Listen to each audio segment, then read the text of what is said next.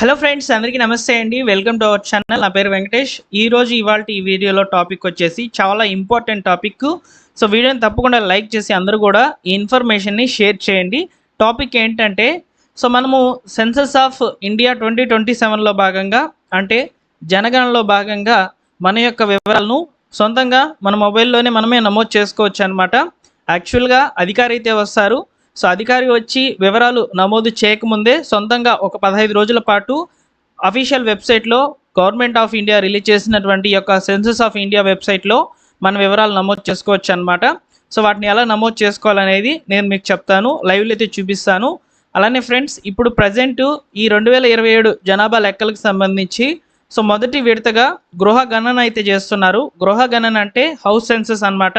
అంటే ఇంటి యొక్క వివరాలను అయితే నమోదు చేసుకుంటారనమాట. ఇందులో దాదాపు ఒక 32 ప్రశ్నలు అనేటివి ఉంటాయన్నమాట. ఈ 32 ప్రశ్నలను సో మనమే సొంతంగా సెల్ఫ్ ఎమ్యునరేషన్ చేసుకునే విధంగా లాగిన్ అయితే ఇచ్చింది గవర్నమెంట్. సో వీటిని ఎలా చేసుకోవాలనేది ఇక్కడ నేను మీకు చెప్తాను. సో అధికారి కూడా వచ్చి నమోదు చేసుకుంటారు. సో తెలిసిన వాళ్ళు ఒకసారి ట్రై చేయండి, వర్కౌట్ అవుతుంది. ఎందుకంటే ఈ ఎండాకాలం అధికారులకు చాలా ఇబ్బందిగా అయితే ఉంటుందన్నమాట. సో దాన్ని కూడా మనం దృష్టిలో పెట్టుకోవాలి. సో అధికారులకు ఒకరంతా మనం ముందుగానే సెల్ఫ్ ఎమ్యునరేషన్ చేసినట్లయితే సో కొంచెం హెల్ప్ చేసినట్టు కూడా ఉంటుంది. కాబట్టి సో వీడియోని పూర్తిగా చూడండి, అర్థమైతేనే ట్రై చేయండి. ఒకవేళ అర్థం కాకపోతే వదిలేయండి. సో నేను మీకు ఇప్పుడు వివరంగా అయితే చెప్తాను. సో వీడియోని కొంచెం లెంత్గా ఉంటుందన్నమాట. సో 1.5x స్పీడ్లో అయితే చూడండి, త్వరగా కంప్లీట్ అవుతుంది. ఎందుకంటే అన్ని వివరాలు ఈ వీడియోలో నేను మీకు చెప్తాను, ఓకేనా. ఇప్పుడు మొదటి విడతకి సంబంధించి అయితే గృహ గణన జరుగుతుంది. 2027లో జనగణన అయితే జరుగుతుంది. గృహ గణన అనేది ఇంటికి సంబంధించిన వివరాలు నమోదు చేసుకుంటుంది. జనగణన అనేది జనాభా లెక్కలకు సంబంధించి అయితే చేసుకుంటుంది. మొత్తానికి అంతా కూడా సెన్సస్ ఆఫ్ ఇండియా కింద రిజిస్టర్ అవుతుంది అనమాట, ఓకేనా. సో ఇక టాపిక్లో భాగంగా సో అఫీషియల్ వెబ్సైట్ అయితే ఈ విధంగా ఉంటుందండి. test.census.gov.in అనే సైట్ ద్వారా అయితే మనము లాగిన్ అయితే అవ్వాలన్నమాట. సో దీనికి సంబంధించి ఓపెన్ చేసినప్పుడు సైట్లో ఈ విధంగా మీ స్టేట్ అనేది సెలెక్ట్ చేసుకోండి అని చెప్పి అడుగుతుంది. ఈ వీడియో ఇద్దరికీ ఉపయోగపడుతుంది, మన తెలుగు రాష్ట్రాల ప్రజలకు. ఆంధ్రప్రదేశ్ వాళ్ళకి ఉపయోగపడుతుంది, తెలంగాణ వాళ్ళకు కూడా ఉపయోగపడుతుంది అనమాట, ఓకేనా. సో ఆంధ్రప్రదేశ్ సెలెక్ట్ చేసుకోండి. తర్వాత ఇక్కడ కనిపిస్తుంది కదా క్యాప్చా కోడ్. ఈ క్యాప్చా కోడ్ని మీరు ఇక్కడ ఎంటర్ చేయాలి, ఓకేనా. సో అయితే ఇక్కడ ఈ క్యాప్చా కోడ్ ఎలా ఉంది ఏంటి అనేది మీరు ఇక్కడ సౌండ్ బటన్ ఉంది కదా, సో దీన్ని క్లిక్ చేస్తే అది చెప్తుంది. క్యాపిటల్ జెడ్, క్యాపిటల్ ఎమ్, స్మాల్ హెచ్, 5, క్యాపిటల్ ఎల్ ఇట్లా చెప్తుంది అనమాట. అవి విని కూడా మీరు ఇక్కడ క్యాప్చా కోడ్ని ఎంటర్ చేసేసి వెరిఫై చేసుకొని ప్రొసీడ్ చేసుకోవచ్చు అనమాట. ఒకవేళ అర్థం కాలేదనుకోండి, ఇక్కడ రీఫ్రెష్ ఉంటుంది, ఇది కొట్టండి. సో మారుతూ ఉన్నాయి చూడండి, ఓకేనా. సో ఇలా మారిపోతాయి అనమాట. అప్పుడు మీకు నచ్చింది, మీకు అర్థమైంది, ఇలా టైప్ చేయాలి. సో నేను ఇక్కడ చేస్తున్నాను చూడండి. ఇంతేనండి, సింపుల్గా ఉంటాయి అన్నమాట స్టెప్స్. సో కొంచెం మీరు ధ్యాస పెట్టి వినండి, నేను కంప్లీట్ చేసేస్తాను అనమాట ప్రాసెస్. సో ఇక్కడ వెరిఫై చేసుకోండి. సో వెరిఫై చేసుకోగానే ఇలా వెల్కమ్ అయితే అడుగుతుందన్నమాట. ఓకే చెప్పండి. సో ఇక్కడ వచ్చేసి హౌస్ హోల్డ్ హెడ్ పేరు యొక్క అయితే ఇక్కడ ఇవ్వాలన్నమాట. అంటే మన రేషన్ కార్డు అనేది పక్కన పెట్టుకోండి. మన స్టేట్లో కొత్తగా రేషన్ కార్డులు ఇచ్చారు కదా, అందులో హౌస్ హోల్డ్ మెంబర్కి ఎవరైతే హెడ్గా ఉంటారో సో వారి పేరు అయితే ఇవ్వండి, ఓకేనా. ఇక్కడ మీ పేరు, అదేవిధంగా ఇక్కడ వచ్చేసి మొబైల్ నెంబరు, తర్వాత ఈమెయిల్ ఐడి కూడా ఇస్తే ఇవ్వండి, లేదంటే ఆప్షనల్ అనమాట. ఈ రెడ్ మార్క్ ఏదైతే ఉంటుందో ఇక్కడ చూడండి, ఈ రెడ్ మార్క్ ఏదైతే ఉందో అవి మాత్రం కంపల్సరీ మ్యాండేటరీ అనమాట, ఈ రెడ్ స్టార్ ఉండేటివి, ఓకేనా. ఇలా వివరాలు అనేటివి ఇవ్వండి. ఇలా మీరు మీ ఫ్యామిలీ హెడ్ పేరు, అదేవిధంగా మొబైల్ నెంబర్ ఇచ్చేసిన తర్వాత వెరిఫై అండ్ ప్రొసీడ్ మీద క్లిక్ చేయాలి.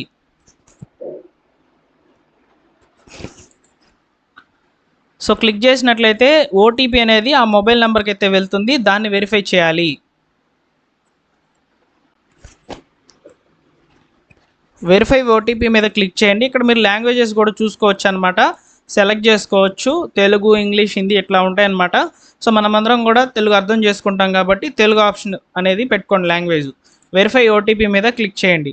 సో ఇప్పుడు మనము డైరెక్ట్గా మన లాగిన్లోకి అయితే వెళ్ళిపోతాము. సో ఇక్కడ మనకు రీఫ్రెష్ చేస్తే వస్తాయన్నమాట.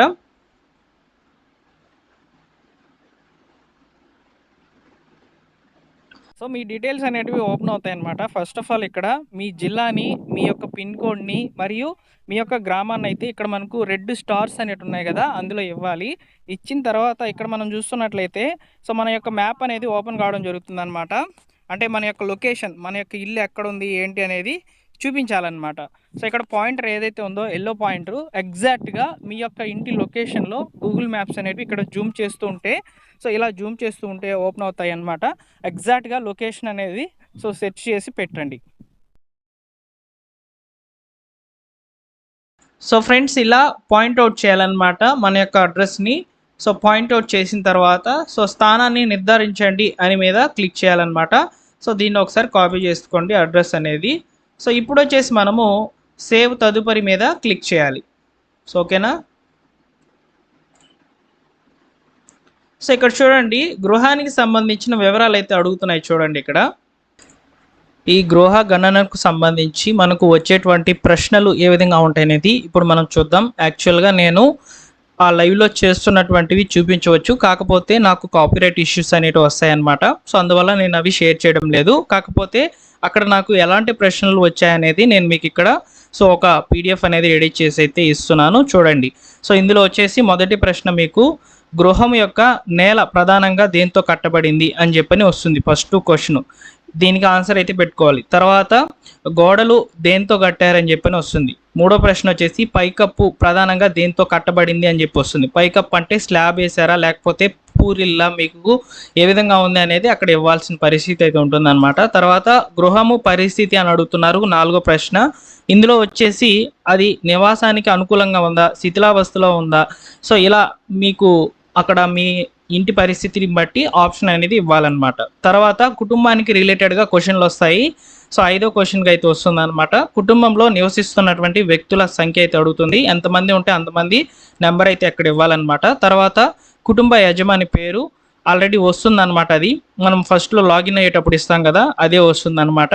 తర్వాత ఆ యజమాని పేరు ప్రాంతీయ భాషలో రాయమని అడుగుతుంది, అంటే తెలుగులో రాయాల్సిందిగా అయితే అడుగుతుంది అనమాట. సో దాన్ని అయితే ఇవ్వాలి. తర్వాత కుటుంబ యజమాని లింగభేదం అంటే స్త్రీల పురుషుల అని చెప్పి అడుగుతుంది అనమాట. సో దాన్ని కూడా ఇవ్వాలి.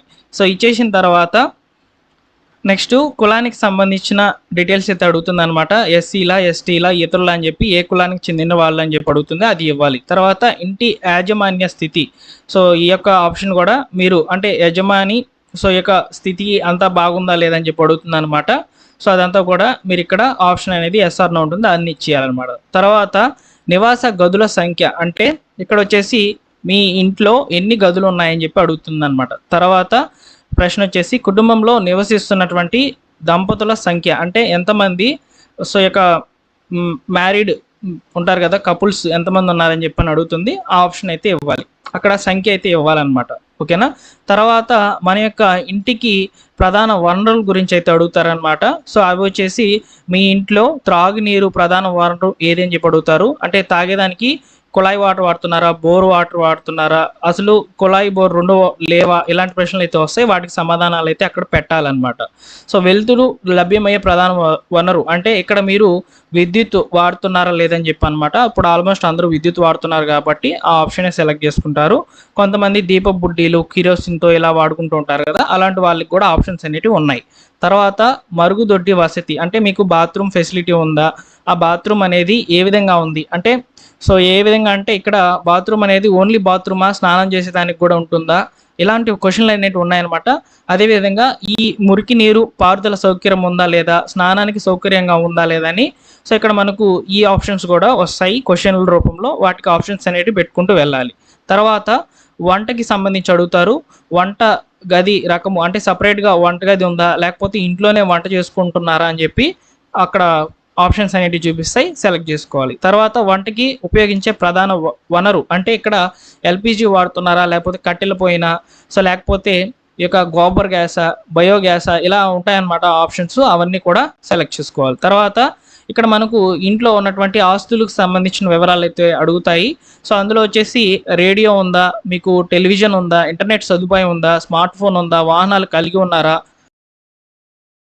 మన వివరాలన్నీ కూడా ఇచ్చేసిన తర్వాత ఈ విధంగా ప్రివ్యూ అనేది చెక్ చేసుకోవచ్చు అనమాట. ప్రివ్యూ చెక్ చేసుకున్న తర్వాత ఇందులో మీరేమైనా తప్పుగా కనుక చేసినట్లయితే సో సవరణకు తిరిగి వెళ్ళండి అనే ఆప్షన్ అనేది ఉంటుంది. సో డ్రాఫ్ట్గా సేవ్ చేయండి అని చెప్పని అడుగుతుంది, లేదా నిర్ధారించి సమర్పించండి అనే ఆప్షన్లు అనేవి ఉంటాయి. సో ఇక్కడ మనం చూసుకోవచ్చు, అంతా ఓకే అనుకుంటే నిర్ధారించి సమర్పించండి. సో సమర్పించిన తర్వాత ఎస్ అనేది అడుగుతుంది. ఎస్ చేసేసిన తర్వాత ఇక్కడ మనకు ఒక ఐడి అనేది క్రియేట్ అవుతుంది. చూడండి ఇక్కడ ఐడి అనేది ఇక్కడ చూసుకున్నట్లయితే హెచ్తో స్టార్ట్ అవుతుంది అనమాట. ఈ ఐడిని మీరు సేవ్ చేసుకోవాలి. ఈ ఐడి ఎందుకు సేవ్ చేసుకోవాలని చెప్తున్నానంటే, సో మనకు ఎమ్యూనరేటర్ వస్తారు కదా, వాళ్ళకైతే చెప్పాలన్నమాట. ఈ ఐడిని చెప్తే వాళ్ళు ఎన్రోల్ చేసేస్తారు యాప్లో. సో అదేవిధంగా ఇవన్నీ కూడా కరెక్ట్గా పెట్టినారు లేదా వాళ్ళు కూడా చూసి ఓకే చేసేసి సో కంప్లీట్ చేస్తారు. త్వరగా అయితే వాళ్ళకి ఈ యొక్క సర్వే అనేది కంప్లీట్ అవుతుంది అనమాట మన యొక్క ఇంటికి సంబంధించి. ఓకేనా? సో ఈ విధంగా విజయవంతంగా మనము ఈ యొక్క సెల్ఫ్ ఎమ్యూనరేషన్ అనేది గృహ గణనకు సంబంధించి అయితే చేయవచ్చు. హౌస్ సెన్సెస్ సంబంధించి అయితే చేయవచ్చు అండి. ఓకేనా? వీడియో నచ్చితే లైక్ చేసి షేర్ చేయండి. ఇలాంటి లేటెస్ట్ అప్డేట్స్ కొరకు మన ఛానల్ సబ్స్క్రైబ్ చేసుకోండి. Thank you for watching.